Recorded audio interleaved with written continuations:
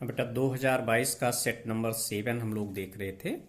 उसका एक क्वेश्चन देखेंगे। इसका हम लोग थोड़ा सा डिस्कशन लेक्चर नंबर 12 में कर चुके हैं। देखिए इस क्वेश्चन बेटा, एक थैले में 5 सफ़ेद और 10 काली गेंदें हैं। ये पहला थैला हो गया जिसमें 5 वाइट एंड 10 ब्लैक बॉल्स हैं, और दूसरे थैले में 10 सफ़ेद और 5 काली गेंदें हैं। दूसरे थैले में 10 वाइट एंड 5 ब्लैक बॉल्स हैं। एक थैला यादृच्छया चुना जाता है तथा उसमें से एक गेंद निकाली जाती। केवल एक गेंद निकाली जा रही बेटा, ऐसा नहीं कि एक यहाँ से और एक यहाँ से निकाल रहे हैं। टोटल हम एक गेंद निकाल रहे हैं, चाहे यहाँ से निकाल रहे हो और चाहे यहाँ से। जब एक ही गेंद निकालना है तो सबसे पहले तो हमें ये देखना होगा हम यहाँ से निकालें या यहाँ से। मतलब पहले हमें किसका चुनाव करना होगा? थैले का। तो यहाँ दो घटनाएं हो जाएंगी, क्योंकि दो थैले हैं। तो पहली घटना हो जाएगी E1 पहला थैला चुना गया। देखें आप लोगों को समझाया गया है ना, ये थैलों से रिलेटेड क्वेश्चन किस में जाएगा? या तो बेस थ्योरम में जाएगा, और या टोटल प्रोबेबिलिटी थ्योरम में जाएगा, और या फिर इंडिपेंडेंट में भी चला जाता है। कब इंडिपेंडेंट में जाएगा? इसमें total probability theorem, Bayes theorem में क्वेश्चन तभी आएगा जब पूरी इवेंट या तो यहाँ से हो या यहाँ से या यहाँ से। अगर कुछ हिस्सा यहाँ से है, कुछ हिस्सा यहाँ से और कुछ हिस्सा यहाँ से, तब ये ना तो यहाँ से सॉल्व होगा टोटल प्रोबेबिलिटी थ्योरम से, ना ही बेस थ्योरम से सॉल्व होगा। किससे सॉल्व होगा? इंडिपेंडेंट इवेंट से। एक क्वेश्चन हम लोग सीख चुके हैं, अभी पिछले लेक्चर में एक क्वेश्चन मैंने समझाया था। तो यहाँ बेटा केवल एक गेंद निकाली जा रही है, मतलब वो या तो यहाँ से निकल रही है या फिर यहाँ से निकल रही है। तो पहले तो थैले का चुनाव होगा। घटना E1 हो गई, पहला थैला चुना गया। घटना E2 हो गई, दूसरा थैला चुना गया। अब घटना E चाहिए, तो देखें हमें ये दिया गया है कि निकाली गई गेंद सफेद रंग की है, तो यही घटना E हो गई। निकाली गई गेंद सफेद रंग की है। अब देखोगे हम ये पहचानेंगे कि बेस थ्योरम लगाएं या टोटल प्रोबेबिलिटी थ्योरम। अगर यहाँ घटना घटित होने की प्रायिकता, सिर्फ ये पूछा जा रहा है कि घटना E की प्रायिकता ज्ञात करें, तब तो आपको लगाना है टोटल प्रोबेबिलिटी थ्योरम।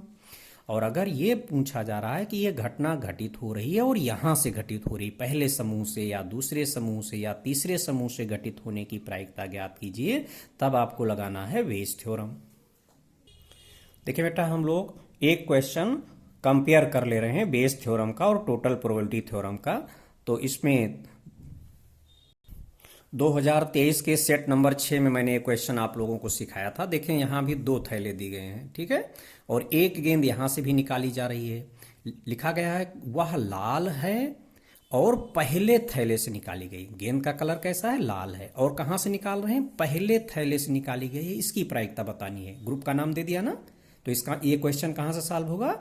ये सॉल्व होगा बेस थ्योरम से, क्योंकि एक गेंद निकाली गई, उसका कलर इन्होंने दिया है कि लाल रंग की है और पहले थैले से निकाली गई। समूह का नाम दे दिया गया, ये दे दिया गया कि घटना E घटित हो रही और इस समूह से या यहाँ से या यहाँ से घटित हो रही, इसकी प्रायिकता पूछेगा, तब आपको लगाना है बेस थ्योरम।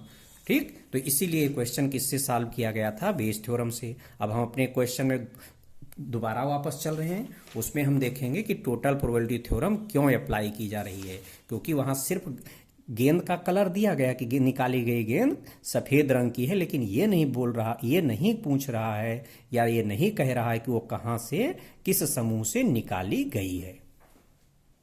अब अपने क्वेश्चन में हम लोग वापस लौटाएं बेटा। अभी 2023 का सेट नंबर 6 में मैंने आपको एक क्वेश्चन दिखाया था, जिसमें वो क्वेश्चन किससे सॉल्व किया गया था? बेस थ्योरम से। वहां भी गेंद का कलर दिया गया था कि वो लाल रंग की थी और पहले समूह से निकाली गई। यहाँ सिर्फ ये पूछा जा रहा है प्रायिकता ज्ञात कीजिए कि निकाली गई गेंद सफेद रंग की है। ठीक, मतलब केवल इस घटना की प्रायिकता पूछ रहा है। घटना E के घटित होने की प्रायिकता पूछ रहा है। वो ये नहीं कह रहा है कि वो घटना यहाँ से हो रही है या यहाँ से या यहाँ से। सिर्फ इसी घटना की जब प्रायिकता पूछेगा, तब आपको लगाना है टोटल प्रोबेबिलिटी थ्योरम। तो अब ये समझ में आ गया होगा कि इस क्वेश्चन को हम कैसे सॉल्व करेंगे? टोटल प्रोबेबिलिटी थ्योरम से। अब चलें उसके लिए रिक्वायरमेंट क्या है। सबसे पहले तो हमें जब भी बेस थ्योरम या टोटल प्रोबेबिलिटी थ्योरम अप्लाई करना, पहले हमें E1 की प्रोबेबिलिटी, E2, E3 इनकी प्रोबेबिलिटी निकालना पड़ेगा। फिर E/E1, E/E2, E/E3 इन सब की प्रोबेबिलिटी निकालना पड़ेगा। उसके बाद फार्मूले में जाएंगे। तो चलें, यहाँ दो थैले हैं, दोनों की प्रोबेबिलिटी सेम होगी। E1 की प्रोबेबिलिटी हाफ, E2 की प्रोबेबिलिटी हाफ। अब E बाई E1 की प्रोबेबिलिटी, E बाई E1 इसका मतलब हम पहले समूह में गए, हमें कैसी गेंद चाहिए, सफ़ेद गेंद निकालना बेटा। तो पहले में कितनी सफ़ेद हैं, 5 सफ़ेद गेंदें हैं ना, तो यहाँ 5 ऊपर हो गया, और टोटल गेंदें कितनी हो गई, 10 और 5 15। तो ये सिंप्लीफाई कर लें। अब probability of E by E2 हमें निकालना है। दूसरे थैले में गए, दूसरे थैले में हमको वाइट गेंद कितनी दी गई हैं, 10 सफ़ेद गेंदें दी गई हैं, 10 बटे टोटल कितनी हो गई, 15। इसको सिंप्लीफाई कर लें। अब टोटल प्रोबेबिलिटी थ्योरम से ये क्वेश्चन सॉल्व होना है, क्योंकि हमें घटना E की प्रायिकता बताना है। तो घटना E की प्रायिकता प्रोबेबिलिटी ऑफ E बराबर हो जाता है, प्रोबेबिलिटी ऑफ E1 को यहाँ मल्टीप्लाई करेंगे इसमें, प्लस प्रोबेबिलिटी ऑफ E2 को यहाँ मल्टीप्लाई करके जोड़ लेंगे। यही है टोटल प्रोबेबिलिटी थ्योरम।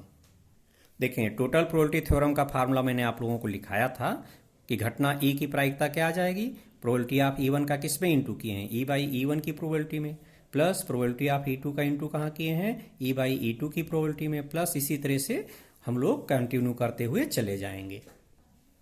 देखें यहाँ तो probability of E equal to probability of E1 into E by E1 की probability plus probability of E2 into E by E2 की प्रोबेबिलिटी। अब सारी वैल्यू हम लोग निकाल चुके हैं, रख करके कैलकुलेट कर लें, आपका आंसर आ जाएगा। अगला क्वेश्चन देखेंगे बेटा, 2021 का सेट नंबर 1 है ये, इसमें बाद में पेपर हुए थे, 2 सेट दिए गए इसके। इस क्वेश्चन को देख लें, रीड कर लें जल्दी से। ए द्वारा किसी लक्ष्य को भेदने की प्रायिकता इतनी है, बी द्वारा उसी लक्ष्य को भेदने की प्रायिकता 2। मतलब यहाँ प्रतियोगिता हो रही, सीधा सीधा ये प्रतियोगिता का क्वेश्चन है। आप देखते हैं कि यहाँ पर अगर प्रतियोगिता हो रही है तो प्रतियोगिता वाले क्वेश्चन कहाँ जाते हैं, मैंने आपको पहचानना सिखाया कि कैसी इवेंट होंगी, ये इंडिपेंडेंट इवेंट्स होंगी। ठीक है, यहाँ पर ये साफ साफ हमने लिखा है कि 2 या अधिक व्यक्ति किसी प्रतियोगिता को जीतना चाहते हैं, टारगेट को हिट करना चाहते हैं, वही लक्ष्य को भेदना, प्रतियोगिता को जीतना एक ही चीज़ है। तो ये प्रतियोगिता से रिलेटेड क्वेश्चन है। यहाँ जितनी भी इवेंट्स होंगी वो सभी क्या होंगी, इंडिपेंडेंट इवेंट्स होंगी इस केस में। अब देखते हैं, 2 लोग हैं, एक व्यक्ति का नाम ए है और दूसरे का नाम बी है। ये घटना नहीं बेटा, यहाँ व्यक्ति का नाम, घटना हमें लिखना पड़ेगा। तो घटना में यहीं से ए द्वारा किसी लक्ष्य को भेदने की प्रायिकता, मतलब ये लक्ष्य को हिट कर रहा है। तो पहली घटना हो गई ए लक्ष्य को भेदता है, इसी से सेंटेंस बना लो। दूसरी घटना एफ हमने ले लिया, बी लक्ष्य को भेदता है। अब देखें, पहले के लिए प्रोबेबिलिटी कितनी दी गई है, 1/3। तो पहली घटना की प्रोबेबिलिटी 1/3 हो गई। इसी तरह से बी के लिए इन्होंने 2/5 दिया है, तो बी के लिए घटना क्या माने हो, एफ माने हो। तो घटना एफ की प्रोबेबिलिटी 2/5 हो गई। क्वेश्चन में दिया गया है यदि ए तथा बी दोनों प्रयास करें तो लक्ष्य भेदने की प्रायिकता।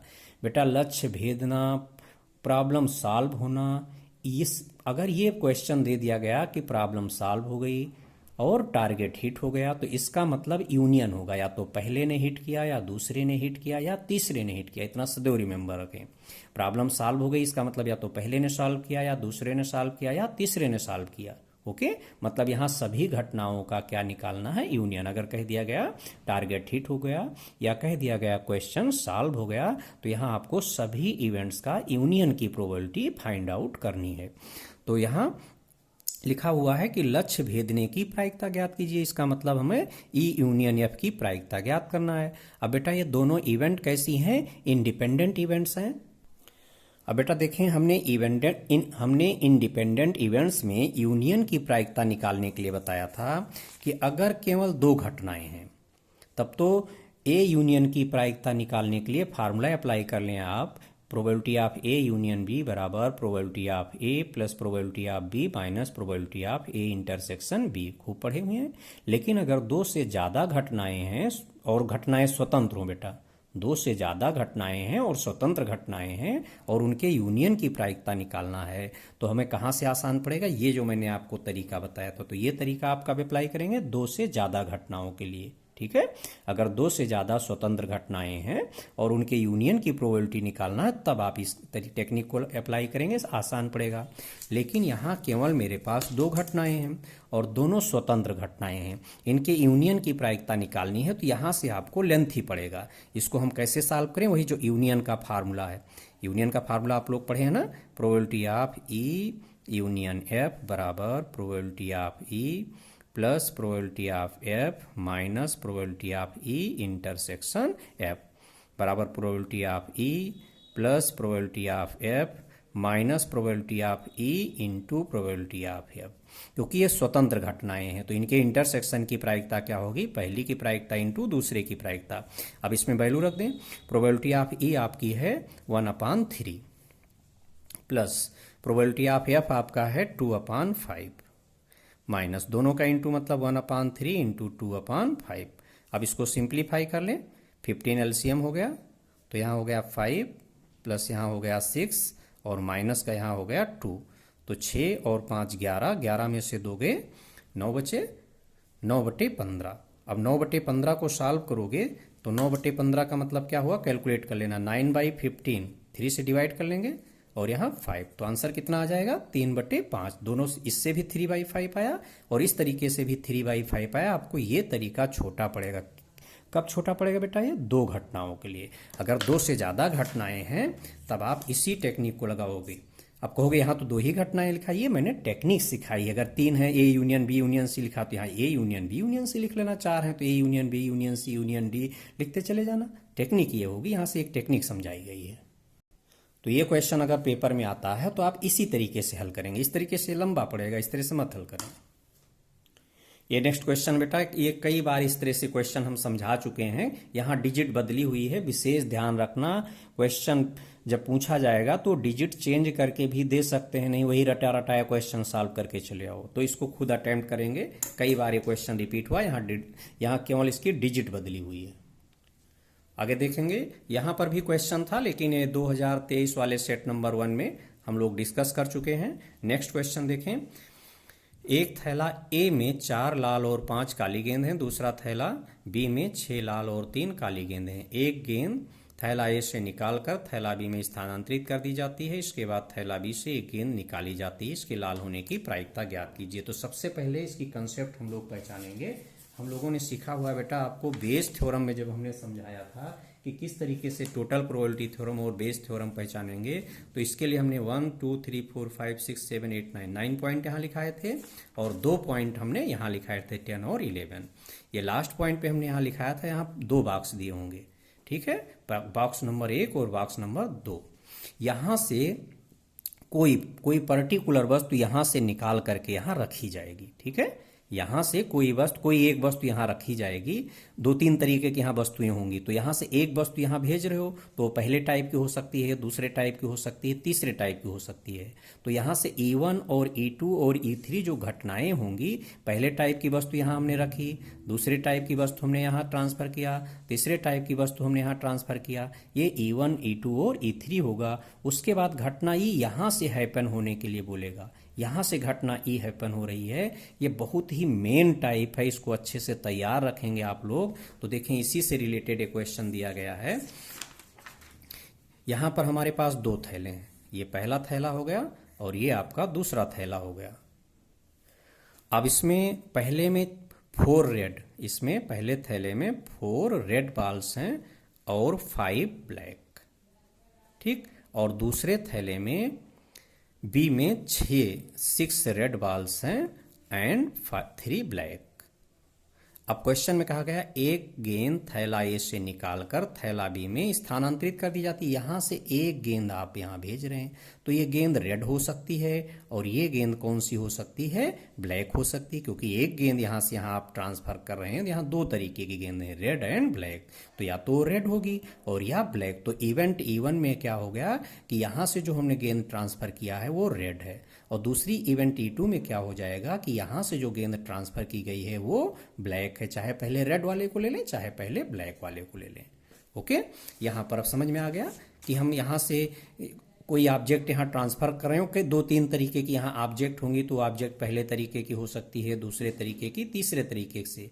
वो E1 E2 E3 होगा, उसको डिफाइन करना सीख गए। क्योंकि बेस थ्योरम में और टोटल प्रोबेबिलिटी थ्योरम में सबसे पहला काम होता है E1 E2 E3 को पहचानना, उसके बाद इवेंट को पहचानना। अब देखेंगे यहाँ E1 स्थानांतरित गेंद लाल है, ये रेड वाली यहाँ हमने भेजी है। E2 में स्थानांतरित गेंद ब्लैक है, काली वाली। और ई यहां से देखेंगे जो हमसे घटना पूछी गई जिसकी प्रायिकता के बारे में कहा जा रहा है। इसके बाद थैला बी से एक गेंद निकाली जाती है, इसके लाल होने की प्रायिकता ज्ञात कीजिए। तो जो यहां से गेंद निकाली जा रही है उसका कलर कैसा दिया है, लाल रंग। ठीक, तो घटना ई क्या होगा, थैला बी से निकाली गई गेंद लाल है। अब इसमें देखेंगे कि बेस थ्योरम अप्लाई करना है या टोटल प्रोबेबिलिटी थ्योरम। अगर इसी इवेंट की, जो इवेंट ई लिखे हो बेटा, इसी की प्रायिकता बतानी है, इसी इवेंट की प्रायिकता बतानी है, तब हमको क्या अप्लाई करना है, टोटल प्रोबेबिलिटी थ्योरम। और अगर इसकी घटना की प्रायिकता बतानी है, साथ में कह दिया गया यहां से हो रहा है या यहां से हो रहा है या यहां से हो रहा है, तब आपको लगाना है बेस थ्योरम। ओके, तो इसमें सीधे सीधे इसने कहा है कि इस गेंद के लाल होने की प्रायिकता, घटना ये लिखे हो, गेंद थैला बी से निकाली गई गेंद लाल है, इसी घटना की प्रायिकता पूछी गई है। अगर वो कहता कि यहां से ट्रांसफर की गई गेंद ब्लैक है तो इसके लाल होने की प्रायिकता, कंपेयर करता E1 या E2 से, तब आपको बेस थ्योरम लगाना था। लेकिन सीधा सीधा यहाँ लिखा है लाल होने की प्रायिकता ज्ञात कीजिए।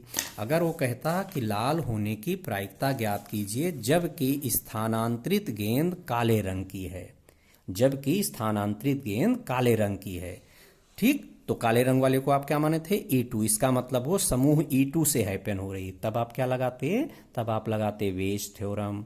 लेकिन यहाँ केवल इसने कह दिया कि इसके लाल होने की प्रायिकता ज्ञात कीजिए, ये नहीं बोल रहा है कि वो इससे निकाला गया या इस केस से निकाला गया, केवल कह दिया गया घटना ई के घटित होने की प्रायिकता बताना है, तो आपको लगाना है टोटल प्रोबेबिलिटी थ्योरम।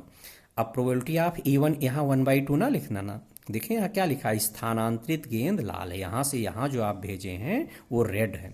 कितनी रेड है यहाँ पर, यहाँ रेड आपके पास है 4, और टोटल कितनी हो गई, 4 + 5 9, तो इसमें कितना आ जाएगा 4/9।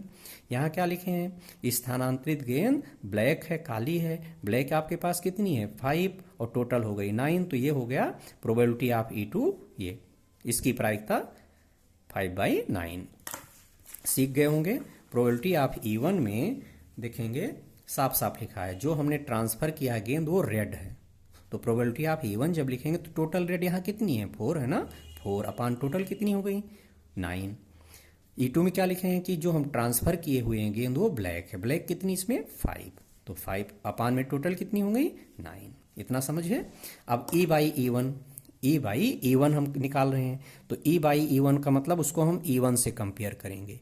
E1 में क्या हुआ है, यहाँ से आपने एक रेड यहाँ ट्रांसफर कर दिया, कितनी रेड थी यहाँ, अब जो हमारे पास नया यहाँ पर रेड बन रहा है, कितनी रेड हो गई, हमारे पास 6 रेड थी और एक रेड आपने यहाँ भेज दिया, तो रेड हो गई यहाँ एक बढ़ गई, ब्लैक तो उतनी ही रही, ब्लैक कितनी थी यहाँ 3 ब्लैक थी, ब्लैक थी 3, वो 3 ही है, ठीक। तो अब यहाँ से E/E1 आप निकाल रहे हैं, E में क्या है, आप कैसी गेंद निकाल रहे हैं, रेड, आप कैसी गेंद निकाल रहे हैं, रेड निकाल रहे हैं, रेड यहाँ कितनी हो गई बेटा, रेड हो गई 7, ओके, और टोटल कितनी हो गई, टोटल हो गई 7 + 3 10, तो E/E1 समझ में आया। E/E1 का मतलब E1 वाला पहले देखें कि E1 में क्या है, आपने क्या भेजा है रेड, एक रेड बॉल यहाँ से उठाकर यहाँ रख दिया, तो यहाँ 6 था ना, तो 6 में 1 बढ़ गया 7 हो गया, रेड यहाँ 7 हो गए। और आप E में क्या कर रहे हैं, E/E1 कर रहे हैं ना, E में क्या लिखे हैं, E में आप रेड गेंद निकाल रहे हैं, तो रेड आपके पास 7 हो गई, तो 7/10। अब E/E2 की प्रोबेबिलिटी चाहिए। E2 में आपने क्या किया है, यहाँ से एक ब्लैक बॉल यहाँ ट्रांसफर किया है, तो E2 वाले केस में जब आप चलेंगे तो फिर से हम डायग्राम बना रहे हैं, रेड आपके पास कितनी थी 6 थी, ब्लैक कितने थी यहाँ पहले कितनी थी 6 रेड थी और 3 ब्लैक थी, और E2 में आपने एक ब्लैक बॉल यहाँ से यहाँ ट्रांसफर किया, तो यहाँ ब्लैक हो गई 4, ओके। अब E/E2, E में आपको क्या निकाल रहे हैं, रेड निकाल रहे हैं, ये वाला केस सीख रहे हैं बेटा, E2 वाले से हम कंपेयर कर रहे हैं यहाँ, E/E2 के लिए ये मैंने डायग्राम बनाया है। पहले इसके पास 6 रेड थी और 3 ब्लैक थी, अब E2 से जब कंपेयर करोगे तो E2 में आपने क्या किया, एक ब्लैक यहाँ से उठा के यहाँ रखा, तो कितना बढ़ गया, एक ब्लैक बढ़ गया। अब घटना कौन सी आप चाहते हैं, घटना E चाहते हैं, E का मतलब आप रेड निकाल रहे हैं, रेड आपके पास यहाँ कितनी है, रेड है आपके पास यहाँ 6, अपान में टोटल कितनी हो गई 6 और 4 10, शायद सीख गए होंगे। ई बाई ई वन में जब चलेंगे आप तो ई वन के साथ ई को कंपेयर करें। ई वन में लिखें कि एक रेड यहाँ से यहाँ ट्रांसफ़र की होती है, मैंने बताया हमारे पास कितनी रेड थी, 6 रेड थी, और एक रेड यहाँ से यहाँ आ गई तो 7 हो गई। ब्लैक तो उतनी ही है, और आप निकाल क्या रहे हैं यहाँ ई बाई ई वन, ई में क्या लिखा है रेड आप निकाल रहे हैं, तो 7 रेड हो गई आपके पास ना, तो 7/10 हो गया। और ई बाई ई टू में उसका डायग्राम मैंने ये बनाया, आपके पास पहले 6 रेड थी और 3 ब्लैक थी। एक ई टू में क्या किए आप, एक ब्लैक यहाँ से यहाँ रखे हैं, तो एक ब्लैक इसमें बढ़ गया ना, रेड में तो बदला नहीं, रेड तो उतना ही रहेगा, ब्लैक में एक बढ़ गया। और ई बाई ई टू, ई में आपको क्या चाहिए, रेड चाहिए, तो रेड तो आपके पास यहाँ 6 ही है, तो 6/10। अब घटना मेरे पास यहाँ घटना ई के घटित होने की प्रायिकता क्वेश्चन में पूछी गई है कि ये घटना ई घटित हो रही, इसी की प्रायिकता बताओ, अर्थात आपको लगाना है टोटल प्रोबेबिलिटी थ्योरम। तो प्रोबेबिलिटी ऑफ ई का फार्मूला तो सभी बच्चों को रट गया होगा, क्या करते हैं, प्रोबेबिलिटी ऑफ ई वन को मल्टीप्लाई करेंगे किससे, ई बाई ई वन की प्रोबेबिलिटी से, फिर plus probability of E two को किससे मल्टीप्लाई करोगे, ई बाई ई टू की प्रोबेबिलिटी से। अब सबकी वैल्यू आपके पास यहाँ है, रख करके कैलकुलेट कर लें, आंसर आ जाएगा। बहुत ही मेन क्वेश्चन, कई बार रिपीट हुए हैं सब क्वेश्चन। ये बेटा नेक्स्ट क्वेश्चन है, थ्योरेटिकल क्वेश्चन है, यदि ए और बी स्वतंत्र घटनाएं हैं तो सिद्ध कीजिए ए डैश तथा बी भी स्वतंत्र घटनाएं हैं। हमने आपसे कहा था कि मैं इसका डेरिवेशन समझाऊंगा, अब चले देखते हैं इसका डेरिवेशन कैसे आएगा। क्वेश्चन में दिया गया है कि ए तथा बी स्वतंत्र घटनाएं हैं। जब ये स्वतंत्र घटनाएं हैं तो इनके इंटरसेक्शन की प्रायिकता बराबर ए की प्रायिकता इंटू बी की प्रायिकता, आपको फार्मूला बताया गया है इसके बारे में, आप जानते हैं कि इंडिपेंडेंट इवेंट्स में किस तरीके से केस चलता है। अब हमको ए डैश और बी को इंडिपेंडेंट दिखाना है, तो जिनको इंडिपेंडेंट शो करना है उनके इंटरसेक्शन की प्रोबेबिलिटी हमको निकालना पड़ेगा, दिखाना पड़ेगा कि ए डैश इंटरसेक्शन बी की प्रोबेबिलिटी बराबर ए डैश की प्रोबेबिलिटी इंटू बी की प्रोबेबिलिटी। अब इसके लिए इसको हमें फार्मूला आना चाहिए बेटा, तो इसका फार्मूला मैंने आपको सिखाया था कि इसका फार्मूला यहाँ से हम अप्लाई करेंगे। जिसके ऊपर डैश है उसके हमें बाहर रहना है, और जिसमें डैश नहीं है उसके इनसाइड रहना है, और इंटरसेक्शन मतलब दोनों का कॉमन वाला पोर्शन चाहिए। तो ए में डैश है तो ए के हम बाहर रहेंगे, और बी में डैश नहीं तो बी के अंदर होगा। ये डायग्राम देखो बेटा, ये बी है ना और ये ए है, ए के हमको कहाँ रहना है, ए में डैश है तो ए के बाहर रहना, तो ए के बाहर बाहर रहोगे और बी के अंदर। तो देखो ये इतना हिस्सा आया, ये इतना हिस्सा कि बी के इनसाइड रहना और ए के आउटसाइड, इतना हिस्सा आपको मिला, चांद जैसा एरिया दिख रहा है। तो ये बी में से कितना हिस्सा गायब है, दोनों का जो इंटरसेक्शन है, ये इतना हिस्सा बी में से कितना पोर्शन कट गया, बी में ध्यान से देखें तो ये इतना पोर्शन कटा हुआ दिख रहा है, ये इतना पोर्शन, ये मैंने कलर कर दिया, ये कलर वाला पोर्शन कटा हुआ है बी में से। और ये कलर वाला पोर्शन कैसा है, ए और बी का इंटरसेक्शन। तो इसके प्रोबेबिलिटी की फार्मूला हो जाएगी बेटा, ये बी में से कितना हिस्सा कटा है, प्रोबेबिलिटी आप बी में से कितना कट करके निकाल दें, ए इंटरसेक्शन बी की प्रोबेबिलिटी। ओके, अब ये फार्मूला आपको नहीं रटना पड़ेगा, यहाँ से निकाल लिया करेंगे बराबर। अब प्रोबेबिलिटी ऑफ ए इंटरसेक्शन भी ऊपर लिख चुके हो, चूंकि ए और बी स्वतंत्र घटनाएं हैं इसलिए इसके प्लेस पर इतना अप्लाई कर दें। दोनों में पी बी कॉमन हो गया, देखो इसको कॉमन किया हो ना, यहाँ 1 इंटू पी बी समझ सकते हैं, जो भी हम कॉमन लेते हैं उससे डिवाइड करेंगे, सभी टर्म को डिवाइड करेंगे। यहाँ पी बी कॉमन लिए हैं, पी बी से इसको डिवाइड करोगे यहाँ क्या आएगा, 1 आएगा, पी बी से इसको डिवाइड करोगे तो क्या आएगा, पी ए बचेगा। और 1 माइनस पी ए जानते हैं कि 1 माइनस पी ए किसके बराबर होगा, पी ए डैश। खूब फार्मूला सिखाया गया है, हमने पढ़ाया हुआ है कि प्रोबेबिलिटी ऑफ ई डैश बराबर होता है 1 माइनस प्रोबेबिलिटी ऑफ ई। ठीक, तो यहाँ पर 1 माइनस प्रोबेबिलिटी ऑफ ए लिखा हुआ है ये, तो इसके प्लेस पर क्या लिख जाएगा, इसी के ऊपर डैश लग जाएगा। यहाँ जो घटना लिखी है, यहाँ घटना ए लिखी है तो ए के ऊपर डैश हो गया। अब देखें यहाँ ए डैश और बी डैश के इंटरसेक्शन की प्रायिकता निकालना था, इसको हमने सॉल्व किया, सॉल्व होने पर क्या आ गया, ए डैश की प्रायिकता इंटू बी डैश की प्रायिकता, अर्थात ये दोनों घटनाएं कैसी हो गई, स्वतंत्र घटनाएं हो गई। अब हमने यहाँ नोट लिख दिया बेटा कि मान लो यहाँ दोनों में डैश लगा दे, अगर वो प्रूविंग में दे देता है कि ए डैश और बी डैश भी स्वतंत्र घटनाएं हैं, ये हमें सिद्ध करना, तो हम कैसे सिद्ध करेंगे, किसी एक में डैश लगाया तब तो आप सीख गए कैसे है निकालेंगे। यहाँ ए में डैश लगाया, इसी तरह वो बी में डैश लगा सकता है, तब उसको निकाल लेंगे। मान लें ए क्वेश्चन दे दिया जाए कि A intersection B dash, suppose that A comma B dash को अगर इंडिपेंडेंट दिखाना हो तो जैसे इसका फार्मूला निकालें, यहाँ पी बी माइनस था तो उसमें पी ए माइनस हो जाएगा। अब हमने इसी में नोट लिख दिया है, वैसे तो हमारा क्वेश्चन यहाँ सॉल्व हो गया, इतना पूछा गया था, मैंने एक एक्स्ट्रा दे दिया कि मान लें आपको ए डैश और बी डैश को इंडिपेंडेंट प्रूव करने के लिए कहा जाता तो कैसे प्रूव करेंगे। तो ए डैश और बी डैश को इंडिपेंडेंट प्रूव करने के लिए अगर कहा जाएगा तो इन दोनों के इंटरसेक्शन की प्रोबेबिलिटी हमको निकालना है, बराबर P A dash into P B dash show करना है। अब देखें यहाँ दोनों में डैश लगा है बेटा, जब दोनों में डैश लगा है तो इस डैश को बाहर निकालने हो, जैसे ही डैश ये बाहर जाएगा ये चिन्ह पलट जाएगा, इंटरसेक्शन यूनियन में बदल जाएगा। ओके, डिमॉर्गन फार्मूला है। अब देखें यहाँ पूरे में डैश लगा हुआ ये, अब ये फार्मूला अप्लाई करेंगे, इस प्रोबेबिलिटी ऑफ ई डैश, ठीक है। यहाँ पर अगर इतना लिखा तुरंत हम इसके प्लेस पर कितना लिखेंगे, 1 माइनस प्रोबेबिलिटी ऑफ ई लिखेंगे। अब यहाँ पर इस पूरे में डैश लिखा है, इस पूरी घटना के ऊपर डैश लिखा है, यहाँ प्रोबेबिलिटी है, बराबर क्या हो गया, 1 माइनस प्रोबेबिलिटी ऑफ इतना, इस इवेंट की, ए यूनियन बी की प्रोबेबिलिटी। और ए यूनियन बी का फार्मूला सभी बच्चों को मालूम है, probability of A plus probability of B minus probability of A intersection B. अब इसके प्लेस पर क्या आ जाएगा, यहाँ लिखे हुए हैं, क्योंकि इंडिपेंडेंट इवेंट दी गई ए और बी, तो इसके प्लेस पर P A into P B हो गया, ठीक है। अब इस ब्रैकेट को खोल दिया गया और इसके प्लेस पर P A into P B लिख दिया गया। जब ये ब्रैकेट ओपन करेंगे तो 1 माइनस हो गया, यहाँ माइनस, और ये माइनस माइनस प्लस हो गया, और इसके प्लेस पर ये डायरेक्ट मैंने अप्लाई कर लिया बेटा, नंबर 1 को डायरेक्ट अप्लाई किया, यहाँ लिख भी दिया समीकरण 1 के प्रयोग से। अब देखें, इसको एक ब्रैकेट में रख लें और इन दोनों में पी बी कॉमन कर लें, माइनस इन दोनों में पी बी कॉमन किए हैं तो पी बी से इसको डिवाइड करेंगे तो 1 आया, ठीक, माइनस कॉमन हो चुका है तो यहाँ माइनस आ जाएगा, और इसको पी बी से डिवाइड करेंगे तो पी ए, और इसका फार्मूला भी आपको पढ़ाया है, ठीक, दिख रहे हो कि यहाँ 1 माइनस पी ए दोनों में कॉमन दिख रहा है, तो 1 माइनस पी ए कॉमन कर लें। अब 1 माइनस पी ए से इसको डिवाइड करेंगे इस पूरे को तो यहाँ 1 बचेगा, और 1 माइनस पी ए से इस पूरे को डिवाइड करेंगे तो यहाँ पी बी बचेगा।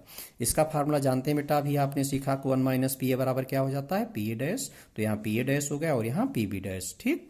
तो इंटरसेक्शन की प्रोबेबिलिटी बराबर पहले की प्रोबेबिलिटी इंटू दूसरे की प्रोबेबिलिटी, यहाँ आपने दिखा दिया, इसलिए ए डैश और बी डैश भी स्वतंत्र घटनाएं हैं। अब समझ में आ गया होगा कि मैं पिछले क्वेश्चंस में बोलता था कि ए और बी स्वतंत्र घटनाएं हैं तो उनका डैश भी स्वतंत्र घटनाएं होंगी, किसी एक में डैश लगा है तो भी स्वतंत्र घटनाएं होंगी, क्यों होंगी वो यहाँ प्रूव करके देख लिया हम लोगों ने।